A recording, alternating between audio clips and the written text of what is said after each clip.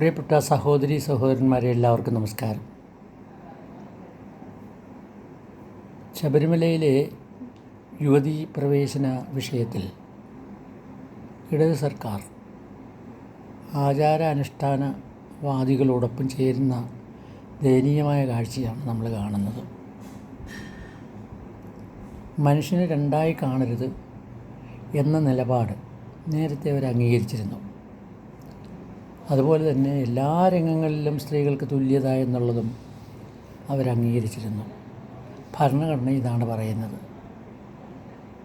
അപ്പം അതിൻ്റെ അടിസ്ഥാനത്തിലാണ് അന്നൊരു വിധി ഉണ്ടായത്. 2018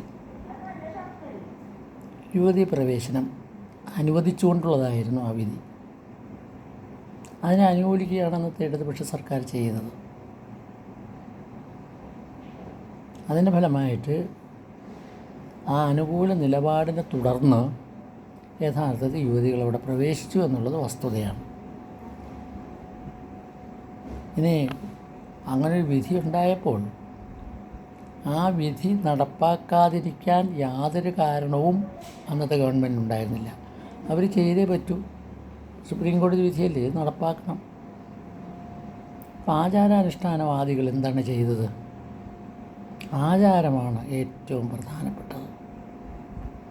അതിന് ഭംഗം വരുന്ന ഒന്നും പാടില്ല എന്ന് വാദിക്കുന്ന സാമുദായിക സംഘടനകൾ, അതിൽ പ്രമുഖമായ NSS എന്ത് ചെയ്തു? അവരുടെ സ്ത്രീകളെ രംഗത്തേക്ക് ഇറക്കുകയാണ് ചെയ്തത്. തെക്കൻ കേരളത്തിൽ, വിശേഷിച്ച് പന്തളത്ത്, അവരൊരു പട തന്നെ വന്നു. അവർ അങ്ങനെ ഇറങ്ങിയപ്പോഴാണ് RSS പോലുള്ള, BJP പോലുള്ള അവരുടെ മനസ്സ് മാറ്റി. അതിനു മുമ്പ് യുവതികളെ പ്രവേശിപ്പിക്കണം എന്ന നിലപാട് തന്നെയാണ് അവർ സ്വീകരിച്ചിരുന്നത്. പെട്ടെന്ന് തന്നെ അവർ നിലപാട് മാറ്റി എന്ന് മാത്രമല്ല, ഇത് ആചാരമാണ് ശരി എന്ന നിലപാടിലേക്ക് അവർ വരികയും ചെയ്തു. ഒരുപാട് ചേർന്നു.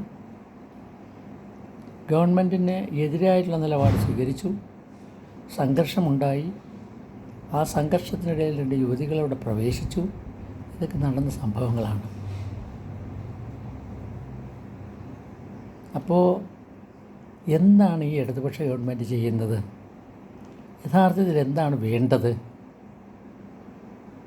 സ്ത്രീയാണ് എന്നുള്ളതിൻ്റെ പേരിൽ അവരുടെ ജൈവശാസ്ത്രപരമായ ഒരു കാര്യം, ആർത്തവം, അത് വേണ്ടാന്ന് വയ്ക്കാൻ പറ്റുമോ? അങ്ങനെ ഉള്ളതുകൊണ്ട് അവർ പ്രവേശിക്കണ്ട എന്ന് ആരാണ് നിലപാട് സ്വീകരിക്കുന്നത്?